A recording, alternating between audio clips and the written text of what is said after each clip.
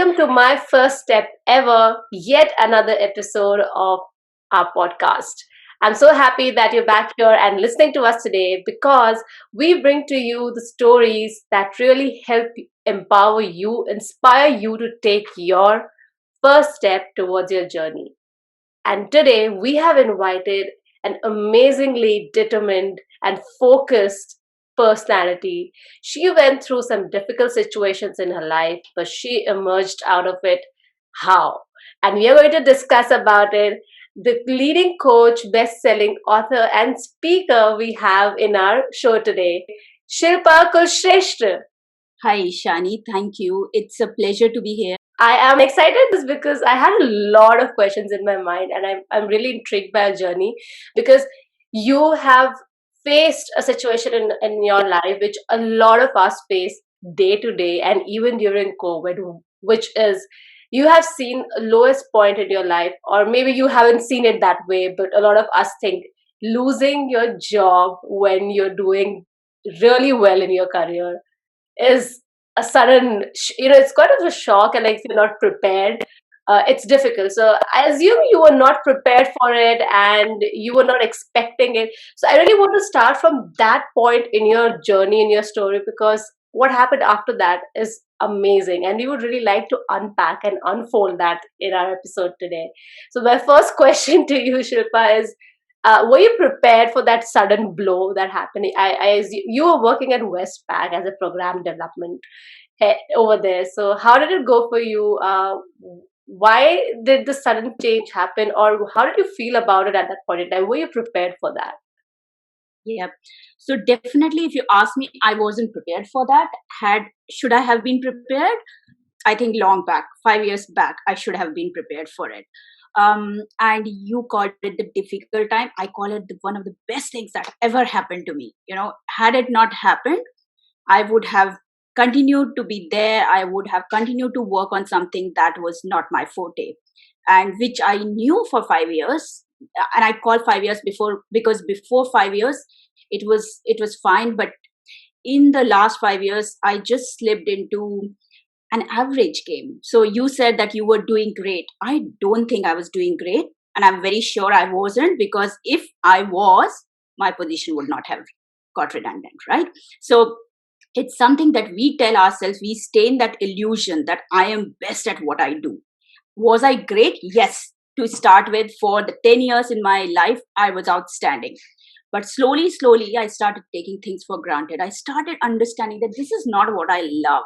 You know, I didn't feel the power when I would step into the office. In fact, I felt really small. I remember going from meeting room to meeting room, and thinking, is this life? And then I just shrugged that thought away and I continued. And this is how most of us do. And the worst thing, Ishani, was that there was nothing wrong. So there was nothing, there was no failure. And when there's no failure, then you just continue, because things just go. I was keeping myself very safe, project after project. There was no pause. And I was so busy with the work in office, with my own personal life, that I didn't have time to think about myself. And you're probably young, but you will notice that as we women, as we go ahead in life, we tend to keep our career at a lower priority than our family, which is what I was doing. My family is the first love, which obviously is, but I say that there's no comparison. I love my work and I love my family. Obviously, family is a little bit more, but leaving one or going mediocre in one because of the other, that's not acceptable. And that's what I was doing. So definitely I was not at my best. It was the best thing. I'm really blessed for that, redundancy to happen. uh, I wasn't expecting it, because I was leading a target operating model from Westpac. I was working with 5 vendor companies and I was leading that initiative. And I myself prepared the list of the people who would be impacted and all that. And after that, at the last minute, when I saw my name in that, it was, I wouldn't lie, for a few seconds, 30 seconds, I was shocked. I almost, it was like, as soon as I came to know, I almost fell from my chair. But the thing is, nothing more than that. The next thing was, I went down the lift. I still remember that day, and I called my husband and I said, this is what has happened. My job is going, and yes, I have 5 months. That's what they told me, which people will again say, which is great. But again, I stopped seeing the mediocre things. 5 months, 5 days, 1 month, it didn't matter. The fact was that I wasn't doing great at my job. I wasn't living up to my potential. My heart was not in it. And, I was cut for something bigger. That is what I realized at that moment. And I think that made me feel so powerful, barring those 30 seconds that I got the shock. And really ask my listeners to focus on when you were saying that your perspective is so different, that you saw it in a very different way. It was more like another opportunity for you to restart something, or maybe build on something that you really want to. And I think you also saw the early signs of, you felt somewhere this is not right, or maybe this is not what I am cut out to do, but you let that thought push away because of the general things that we actually have in life. We all get into this life cycle and we just let it happen because money is coming, we are in a comfortable secure zone, and often it is not easy to leave all that things that you have been building for you. So it was really difficult. I can see it was very difficult, but then when you have no other option, that's when I think you start thinking for yourself, you start thinking on your feet. And so that was really interesting to know that it was definitely a big shock. I can see it's not easy for a lot of people during COVID times. They have lost that job. So I think it's a very nice story and very real one for everyone to understand that you are still yourself. You have lost a job. It is difficult, but everything lies within you and you can still work on it. So let's move on with the story and like what happened exactly. So I really want to know from that particular period, when you realized, okay, this is gone, I'm really cut out to do something big, because you were anyways not very much enjoying at the job that you said. And then the day you started your venture, but the period between that is the most difficult period, I assume. I really want you to take us through few the highlights of that period. Like, what did you feel? How did you come to the conclusion that you want to start something of your own? Why coaching? So if you can just take us through those strategies, that steps that can help our listeners even go forward in their life. Sure. So when you talk about the time between when I left my job until the time I established myself, I would say I felt a lot of power when I stepped out of 275 Kent Street, which is Westpac's office where I work. I felt a lot of power, and when by the time I reached home, so I caught a bus, which is I used local transport. So I got down in front of my house, and just in that half an hour, I felt so weak in my knees. You start pumped up, okay, something new. But by the time, in that half an hour, reality was striking. I'm just taking you through the ups and downs of emotions. I knew there was something big, but what really? And if you say that coaching, I always knew that coaching was my passion. I didn't. It would again be a lie. I didn't. All I knew was that I loved growth. So I loved people would join my team, and I would work with them without any expectation. I would really want them to prosper. I would want them to, get promotions. And I would see that people will keep coming back to me for something more, something more. So not the first things they would have already achieved, and they'll come back for their personal things. They would come back for advices. And I really enjoyed that. And the fact that they were coming to me told me that there's something in me that I can give to others when people are trusting me, and they would become, kind of my relationships were very strong, basically. So when I came in here, I think the first thing that I focused on was getting myself into that zone, into that power zone, which I carry, which I say, because you really can't pour from a hollow cup. So if I say, okay, I've left Westpac, I've left my corporate job, here I am, a coach. No, it doesn't work. I had to work on myself. So I got a coach for myself and worked. I tried to find all the missing pieces, so that pieces which I already had, but I had lost in my journey, they had fallen all all through my journey. So I gathered them all and put them all back together again till I found the 19-year-old Shilpa who had that fire in the belly, who was a gold medalist, who was a national level ranker, and whom I had lost for these 5 years, So I found that person, and then that Shilpa was ready to give to the world her best. So if we talk about the time, that journey that I had, it was great on the personal front because I was developing, I was learning, I was, you know, really, really, really working hard on myself. At the same time, that period between when I was working on myself and when I really got established as a coach, it wasn't easy. It wasn't easy because of the fact that in the corporate world, what we really understand, what we are really good at is delivery. We know how to produce results. We work on so many projects. What we are not good at and what is not taught is sales.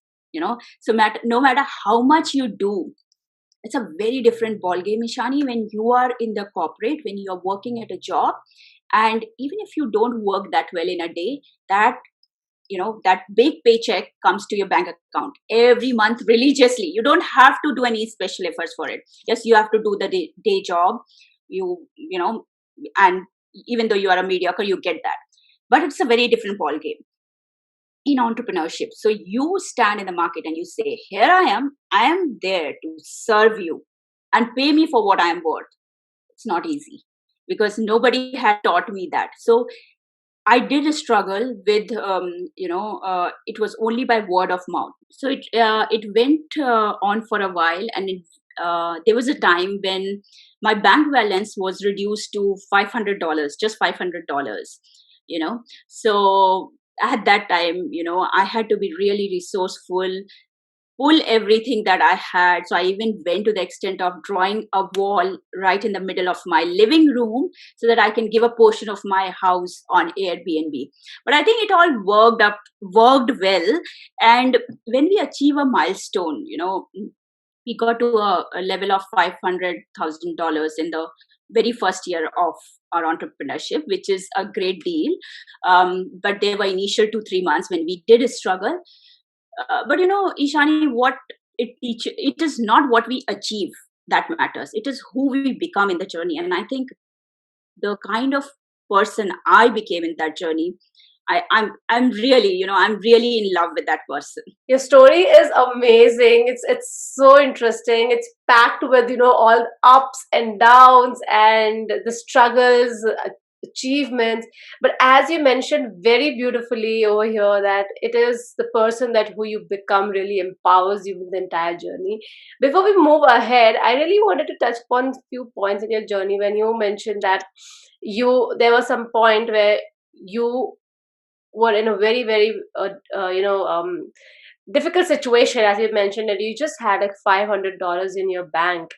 uh, at that time, I mean, starting a venture or doing whatever job that you really want in a very unconventional field, it's very difficult. And because first you really have to accept that you want to do it, make yourself believe that you want to do it, you have it in you, because it's a difficult and it's a challenging road. I wouldn't say difficult, it's a challenging road, and I feel that everyone has that in them to go ahead and do what they want because you really like that thing. You just have to start working, as you just mentioned you did. But when you were facing that challenging time, what was that was going internally in your head, in your mind? And how did you overcome that fear? Did you ever, even for a minute, doubt yourself, or had other insecurities or other problems around that time? And how did you tackle that? If you would like to take us a bit more deep so that our listeners can understand if they're going through that problem, how you came out of it, maybe that can help them. Yeah. So doubt, I don't think there was any doubt. And you would be surprised, but there was complete certainty. And I'll tell you from where that certainty came. The certainty came from the results that I was producing. Right from first client, I would see that, people became raving fans and they got the results, much more than they exceeded the results that they signed up for. So there was a lot of certainty, Ishani. What was not clear was, what is the future ahead. There was certainty about the uncertainty, and I think that was the strongest thing. And what I was struggling with was, everybody said, it takes a while to set up a business. It takes about 2 to 3 years. And I was like, no, it doesn't take 2 to 3 years. If we are producing such results, there should be a better way of doing it. There should be a speed lane. And I was working to find that speed lane. And I think doing it in the very first year, reaching that kind of revenue figure, I think that was amazing. And that was just because of the certainty about the uncertainty. Yes, you will not know the road ahead. And for those people who are in that phase, who have jumped into entrepreneurship, and I would say, look for the speed lane. And the speed lane that I took was, I learned from the best brains. I flew to different parts of the world, and I learned from the biggest strategy gurus. I signed up for a lot of program, and that's the reason basically I kind of got broke. What I really emphasize on is, a lot of people who are in the same boat, they get scared, and they uh, stop investing in the right things. They start saving. And as a person who has come from a lower middle class family, saving was the biggest thing that I had learned all my life, which is what I had to unlearn. As an entrepreneur, you should stand there with your wallet open and looking for the right places to invest, because it is not about the cost that you're putting it. It is about the value you can get from the people who have already done it, from whom you can learn the best strategies and then implement it in your journey. So that puts that uncertainty aside, and you're able to navigate through it with certainty. That's a very novel thought, and a very, I think, a good strategy to move ahead with if someone is in the position of spending and is looking into starting something new. But I would really like to maybe emphasize over here, even people who are not looking to start something of their own, or they're just looking to start a job in the field that they really like, but they are still thinking of whether they should go ahead or not. I think this mindset still applies, that go ahead and start doing what you feel that you're really good at, and start. And I think the underlying message that you're giving is, invest in yourself when you can, and even how much ever you can, when if you see the value of it. And this is a very good point that you have touched upon. A lot of us do have that saving mentality, but if you do not have that, that's great, because then you can also use that very strategically, that how much you want to invest in yourself and what value you see out of it, and how much you want to invest in other things that's going around. Second thing I wanted to address in what you just mentioned was, one really do not, you said that I don't want to be mediocre, but I want to be the best person, the best version. So I want to emphasize on that. What here we mean by saying that we want you to be your best self. And it's not about comparing yourself with anyone else. It's actually your journey. And what Shilpa is trying to say, that you should become, not should become, but if you really want to do that, then become the best version of yourself, because that's when you derive happiness out of yourself and the situation that you're in, and you lead a better life. Shilpa, I really wanted to quickly ask one question before we move to the last question, because you mentioned something very interesting, that you went ahead and met a lot of coaches. If people are not in the condition of paying for coaches, or yeah, getting in touch with them, what would be one alternative that you can tell them that they can actually do? Because I see mentoring coaching is a really good way to harness your own capabilities and go ahead in life. So if people don't have access to it, what can they do about it? That's a very good question, Ishani, because a lot of, and I just picked on the words that you used earlier, if you can. And that word, if I can, is a very subjective word. What I would like people to really understand, what is their priority. And when I got reduced to $500 in my bank, I'm a little bit crazy, and I want people to be crazy, because that's when they can make it work. I borrowed $100,000 from my friend, and thankfully we've got friends who who have the complete confidence in us. So went to that extent, borrowed money, because I knew that tomorrow, when I am earning much more, I can repay them with interest. So was blessed to have that kind of luxury where I can borrow from friends, and yes, repaid them all with interest. But I really was able to find the people who were on our side in that journey.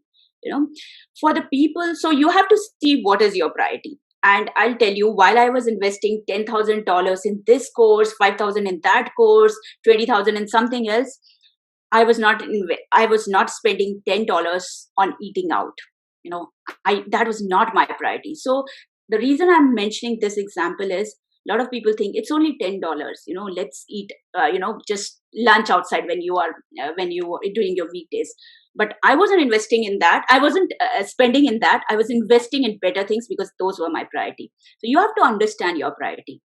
Now, I do understand that sometimes there are financial situations where it gets really impossible. I think the best way is to uh, start reading books. And a lot of people say that read a variety of books. I say pick up one coach or one mentor, virtual mentor, and start following everything about him or her. Read all his books, go through all his videos, all the free stuff that you can access. Get into his mind, see how he thinks and how he strategizes, how he plans, the kind of actions that he takes. If you can understand the thought process, and that is what I have been trying to do over the last 2 years, understand the thought process of, billionaires, millionaires, how do they think, how do they act, what is it that they invest in.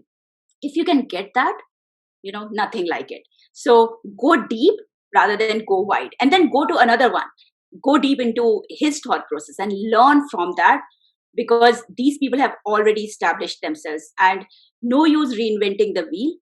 And it is always, no matter what I do, like helping people do career transitions, helping people get promotions, helping people open businesses, establish themselves as a coach, do something parallelly with their corporate job.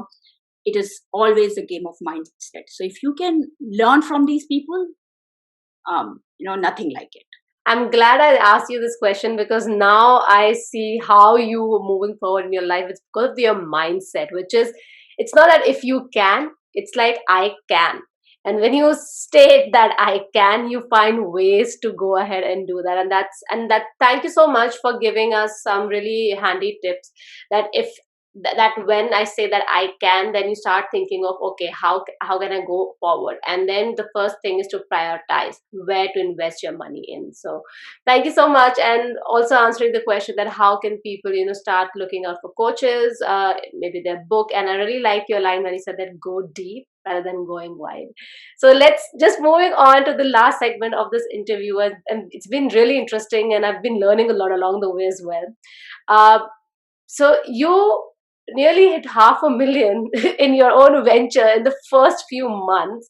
How things are going in your venture, right? Or in the sense, like, the way that you started off, are you continuing with the way that you deal with your clients? The strategies that you had in mind, has something changed? Is that working for you? Is that not working for you?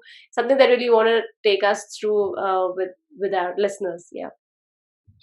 uh, Again, that's really, and I love the way, Ishani, how you're asking the questions, because these are the things which I want to actually share with the people, that nothing works if you continue to stick to the same thing. It doesn't work. Every 3 months you have to take a stock take of how things are, see what is it that you can change, and bring those changes and experiment with the things. Some things will work, some things will fail, but you'll learn from those things, and then you'll get a way forward. So that's how I work. What I also do along with that is always going back to the fundamentals, because I think we get we get caught up in all those shiny things. Okay, let's do this, let's do that. Those are all shiny objects. Go to the roots. Again, when you are evaluating how it has been going, go to the roots and see, is there anything that you can tilt a little, because it's just that 2 shift that you can do in the basics. It is always the basics. that can bring the change, that can bring a sustainable change. And always, improvise. There are things that you can change. Nothing works forever. You have to understand the demand of the market. You have to understand how do you supply, how do you supply for it. That is you can't take any shortcut. I have people who come and who say, I want to open a business, but I want to open a business so that I can sit and somebody else takes care of it. It never happens, honestly. Yes, you'll have people that you can trust, and I'm really blessed. I've got people who work with me for my company, and they treat my company as their own company. Really blessed to have those people.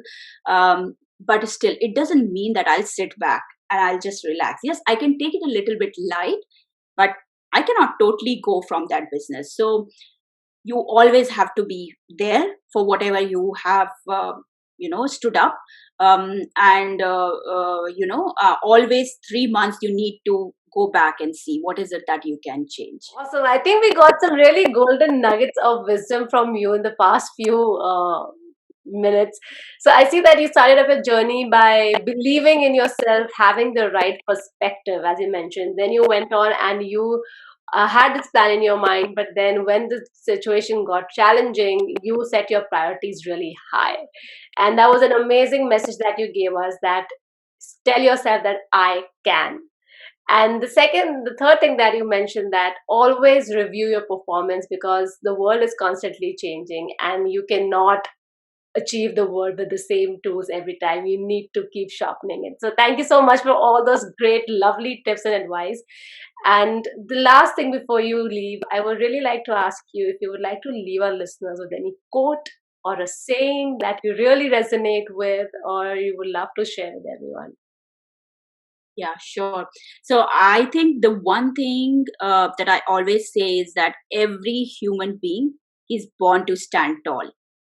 So evaluate if you are actually standing tall.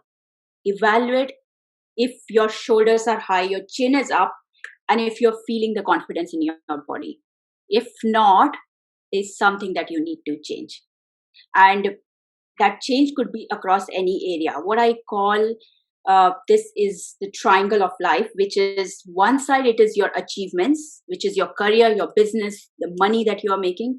The other side is your health, your spiritual health, your mental health, your physical health, your energy, vitality. And the third part is the relationships, your intimate relationships, your social relationships, professional, your friends, and all that. Make sure that you are catering to all three of them, because if one gets impacted, the entire triangle will collapse. So when you are evaluating how tall are you standing, evaluate across these three areas and see if there's something that you can do better. And I think always, even if it is at the highest level, it's always a scope to take it up. That's the message I would like to give and hope it helps. I can see the glimpse of that amazing coach over here. That was really, really lovely. That really makes us think at this time specifically, that what are the three major areas that we should be looking at. And that's a good way of, measuring, or, having your own KPIs, like how, if you're standing really tall in those three areas. Thank you so much for making us aware of who we are, or who we want to be, and how we want to get there. Thank you so much, Shilpa, for coming on My First Step Ever and helping us with some really empowering words and thought that is really relatable, which you have done it, you have shown the results, and I'm sure people who are listening to us have gained some really practical wisdom and tips out of this show. Thank you so much for coming on My First Step Ever.